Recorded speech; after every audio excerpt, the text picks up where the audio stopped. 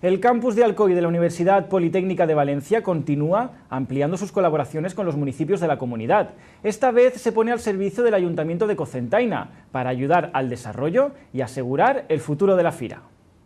La Fira de Tots Sants de Cocentaina tendrá como nuevo socio a la UPV, con la que ha suscrito un convenio de colaboración a raíz de la experiencia del año pasado, en la que se iniciaron una serie de intercambios de ideas, proyectos y retos tecnológicos. A través del campus de Alcoy ofrecerá sus equipos de investigación. Presentem una sèrie de propostes, una sèrie de problemes o retos tecnològics, millor dit, que ens planteja l'Ajuntament, que pensem que són capaços de desenvolupar.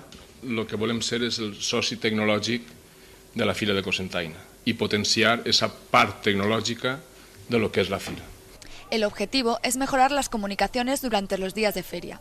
Las propias características e infraestructuras de la fira obligan a realizar un gran esfuerzo, como ha explicado el concejal de fira, Vicent Sandoval. Lo que se quiere conseguir es que sea cada vez más cómoda, práctica y rentable, y tienen muy claro que la UPV es una gran apuesta. Estem en una època de treballar tots arrimant el muscle i estem en una època de que lo públic cada vegada siga més fort. Durante el acto también se ha anunciado la voluntad de la Universidad Politécnica de Valencia de crear una cátedra para trabajar en la recuperación del casco antiguo del municipio.